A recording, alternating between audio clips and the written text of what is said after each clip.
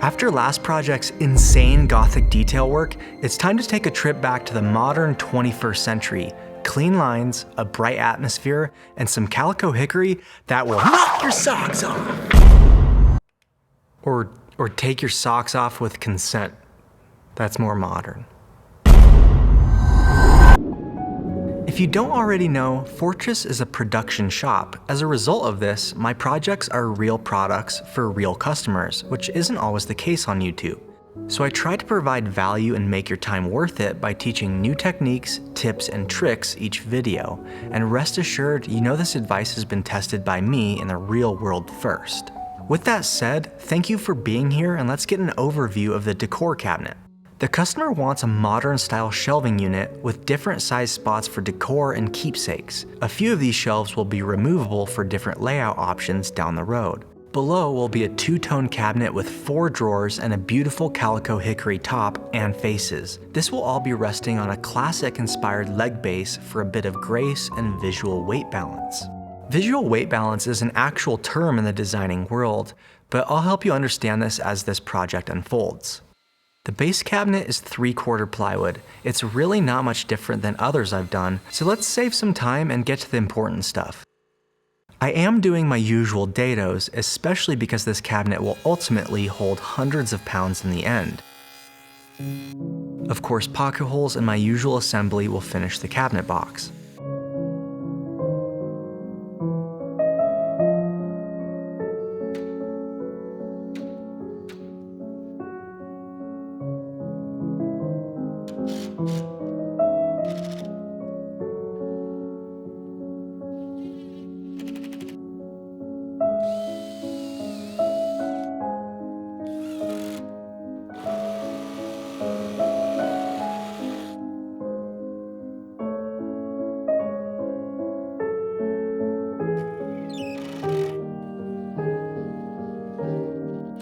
There will be several steps that reinforce the bottom of this cabinet to prepare it for the leg assembly, the first of which is a front strip.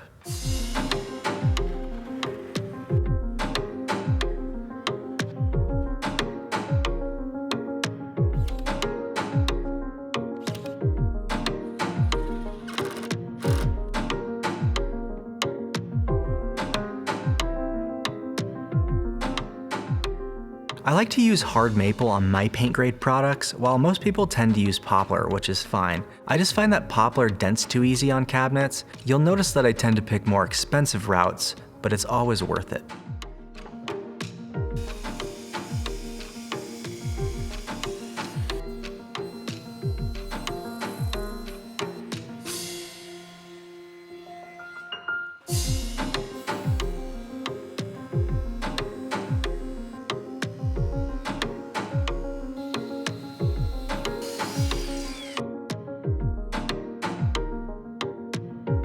As usual, the face frame is dadoed, which probably isn't necessary, although the legs will be partially mounted to it, so the stronger, the better.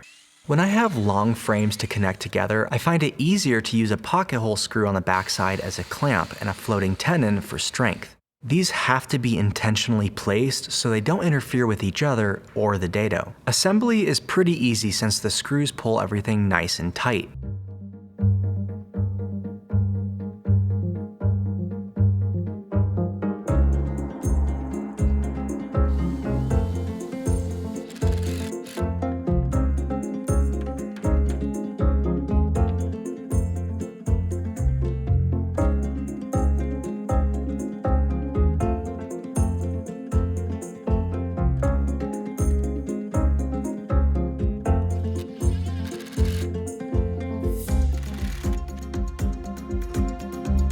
Some clearance has to be cut in certain areas before the frame can be mounted.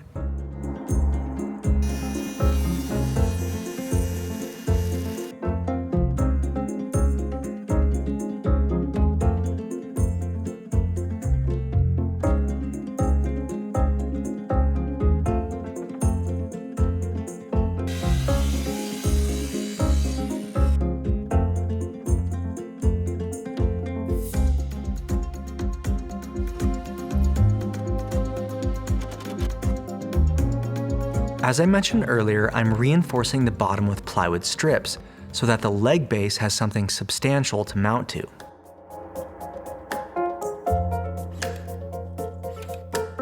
Easy enough. Now I can get direct measurements from the cabinet while it's upside down to start the leg assembly.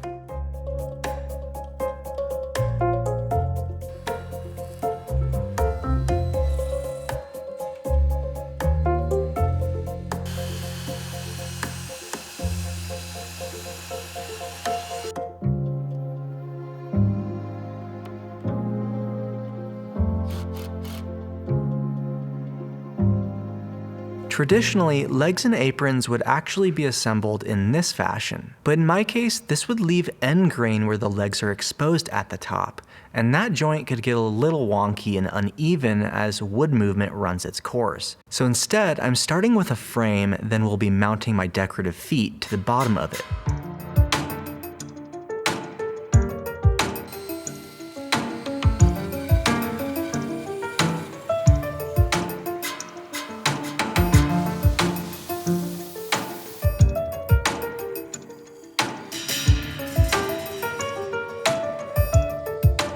The front two feet have to be mitered together so they create a more three-dimensional foot. I thought about doing this with a miter saw, but honestly, there's just too much risk, so I'm going to cut it with a bandsaw and refine it on the edge sander.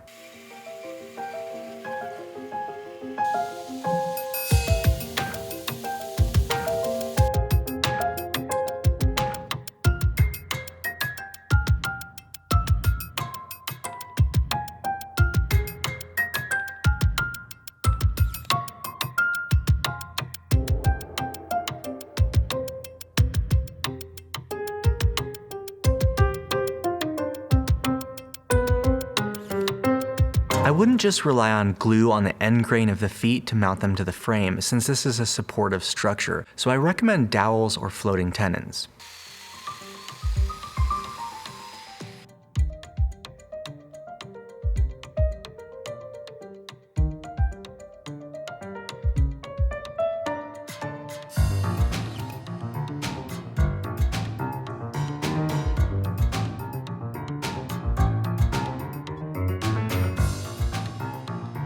Last minute, I decided to add a center leg since this is a 6-foot span, but I'm offsetting it a little bit to the backside to hide it from view.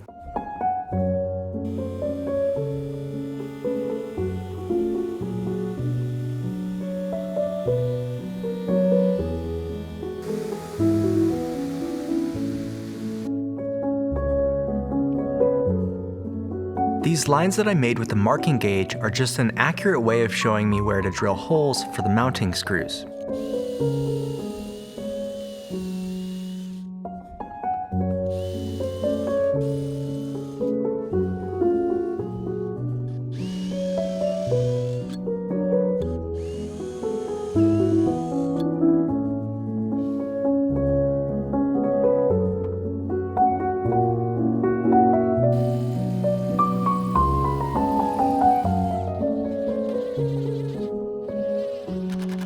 Making sure that there's an even reveal around the sides is important before I get impatient and sink the screws.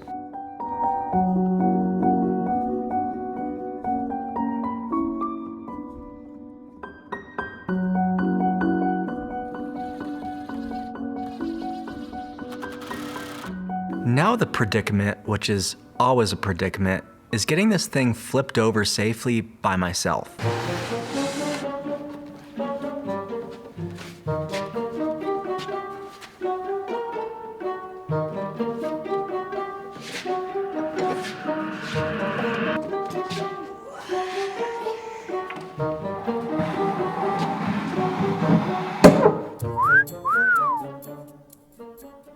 My drawer process is similar to many other videos that I've already made, so instead of going into great detail, I'll just share some helpful tips as we go.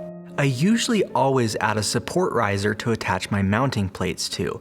In this case, my adhesive is silicone since it will be sticking to pre-finished plywood, and wood glue or construction adhesive doesn't do as good of a job. If you have inset drawers like I'm doing, which is where the drawer face sits within the frame rather than over it, you will also have to add a riser in front to attach the slide to. I like to quickly assemble drawer boxes with glue and pin nails, then come back later and add some through dominoes for strength in the long run. You can also use pocket hole screws because the drawer face will hide them. I'm trying out some new hardware that is much cheaper than Blum, and I will leave a link to it in the description. I do ultimately make the hard decision though to switch back to Blum, and you'll see why later in the project. Next up is the Hickory top and drawer faces. Normally I would buy rough-sawn Hickory and produce my own panels, but this time I walked into my supplier and... What is that?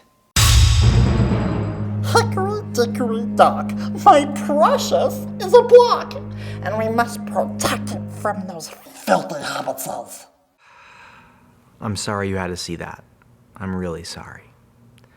Let's just say I really like my Hickory, and they already had some pre-made panels, so I couldn't help myself.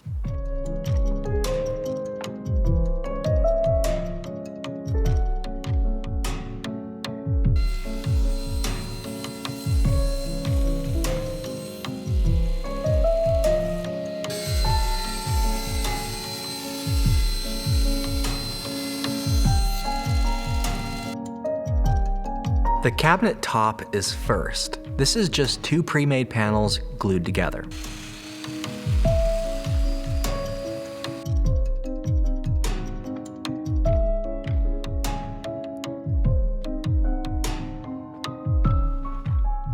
The drawer faces are flat panels, so some detail sanding and a round over is all they need.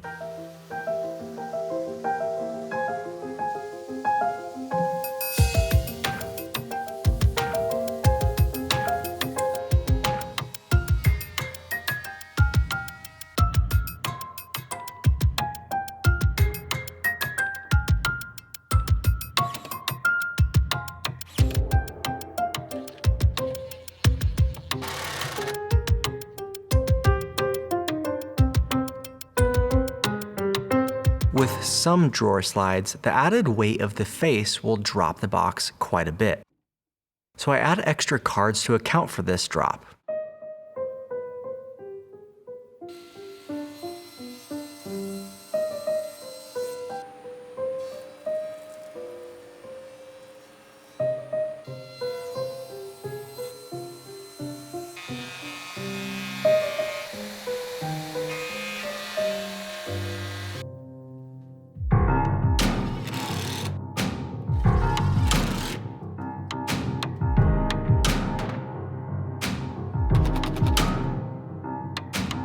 I will mention that I use smaller pocket hole screws to mount the top initially, then switch to bigger and more robust screws later after I know everything fits properly. So now the drawer handles can be installed so we can actually get the drawers open after we click them into place.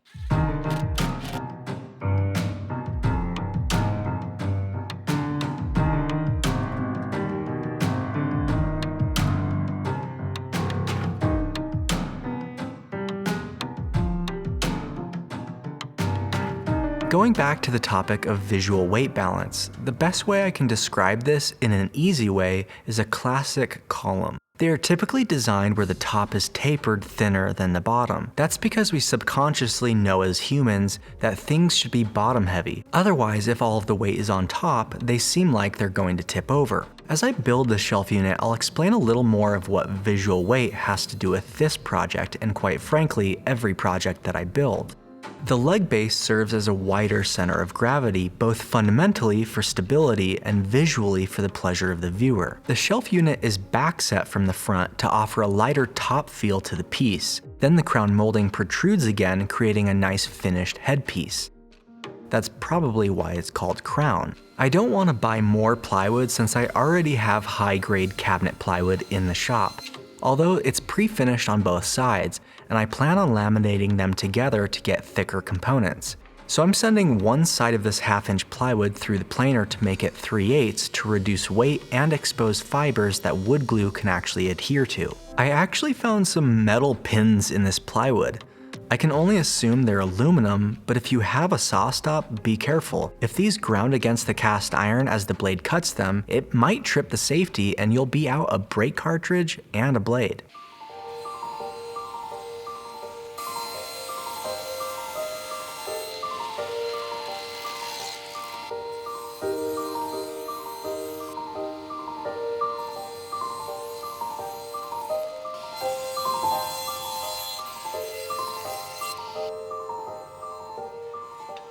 It's a simple process to make thicker panels while keeping things relatively light. I just use whatever thickness of spacer blocks I need to make the width of panel that I'm aiming for.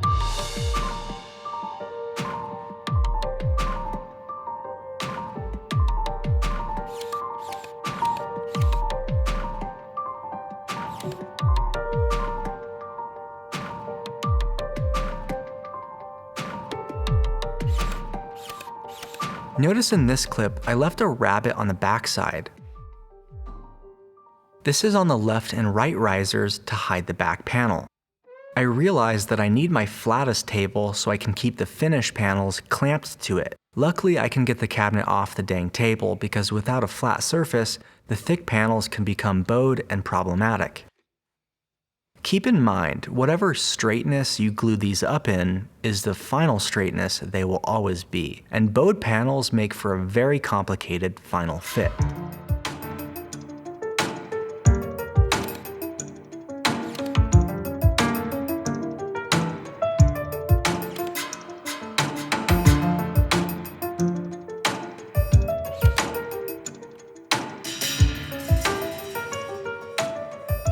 Here's a great tip that you've probably never heard. If you ever find yourself planing off one side of plywood, just know that it will warp because it no longer has stability of veneers on either side. So this action of laminating them together is creating the equal sides again, counteracting that bow and making it stable. On this one, I'm just gluing 3/4 maple to the fronts since there's plenty of glue surface area, no dados required.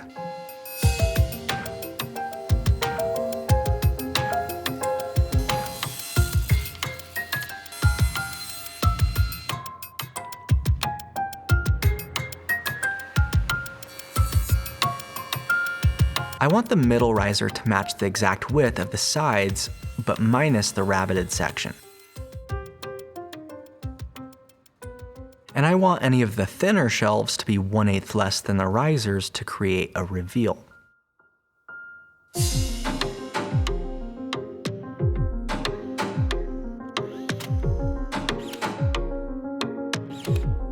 You may notice that I use a brad nail in the center and pin nails towards the edge, and that's simply because this material is thin on the edges, and a brad nail will likely deflect right out.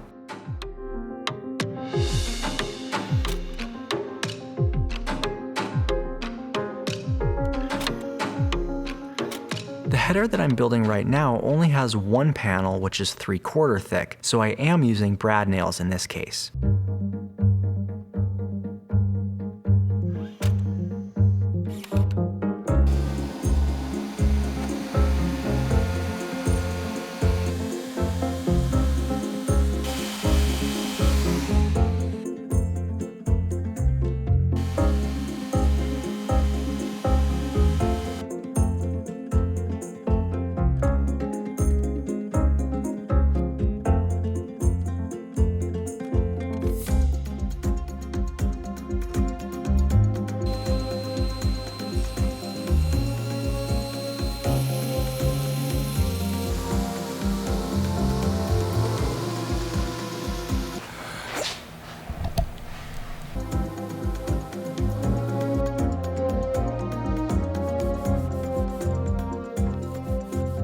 To connect everything together, I'm going to mark the positions of everything using some of the shelves as positioning blocks. Then I'll use the domino in its own unique way.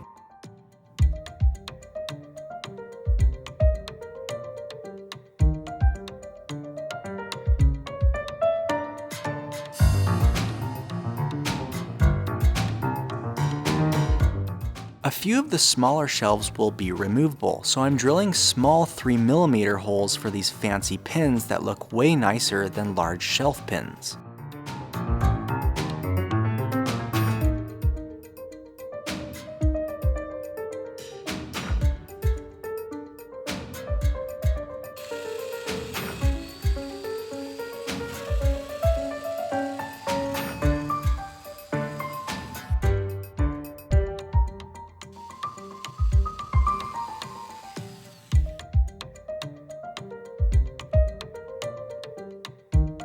Labeling each joint will keep things organized so I don't screw it all up.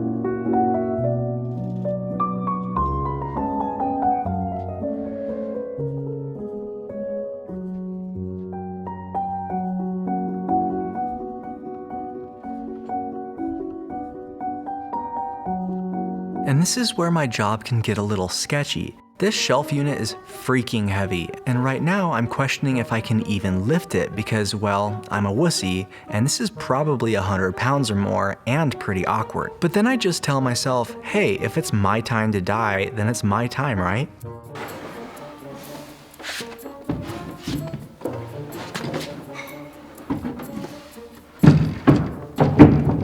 I always suggest getting help when lifting heavy projects, so don't be risky like this dude.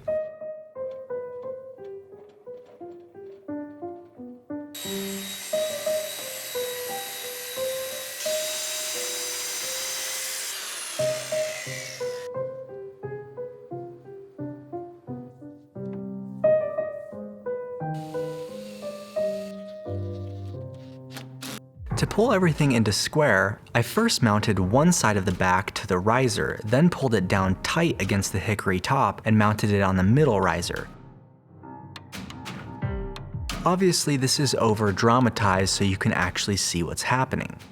Then some cross members can be mounted for more stability since the back is just 1/4" ply. And I mark where the shelves are so later I can drill holes where the mounting screws go during final assembly. Right now the removable shelves are a perfect fit because I used them for the layout, but now I can cut a hair off of them so that they slide onto the pins easily. And here's the problem that I have with these drawer slides.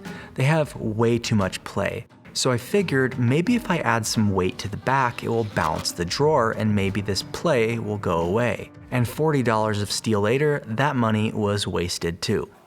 Well, it was worth a try, but I'm still unhappy with the result. They're pretty floppy. These slides are okay, but they're not good enough for my product. So I'm gonna bite the bullet, I'm gonna order Blum hardware, and I'm gonna have to put that on at the very end of this project. Sometimes it's just better to take it as a lesson learned. I wanted to try different slides because they look identical to Blum, but they aren't built with the same tolerances and balance. Right now the shelf unit is dry fit together, so now I can take everything apart and glue will be added during assembly after finish.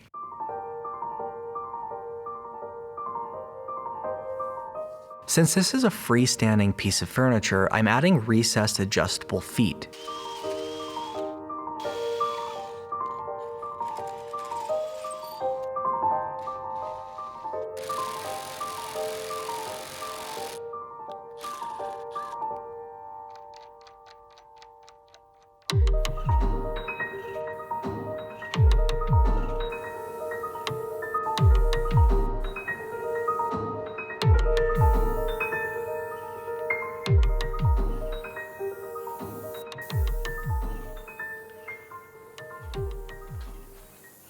For the final assembly, I'm using silicone wherever there is pre-finished plywood, and wood glue on the tenons.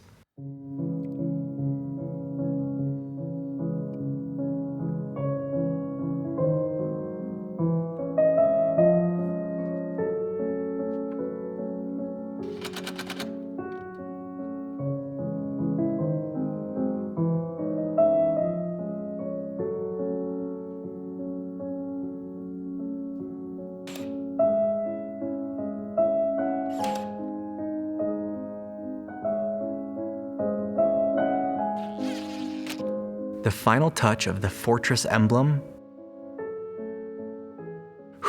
And once again, we made it. Subscribe if you enjoyed this content, and it's time for final shots.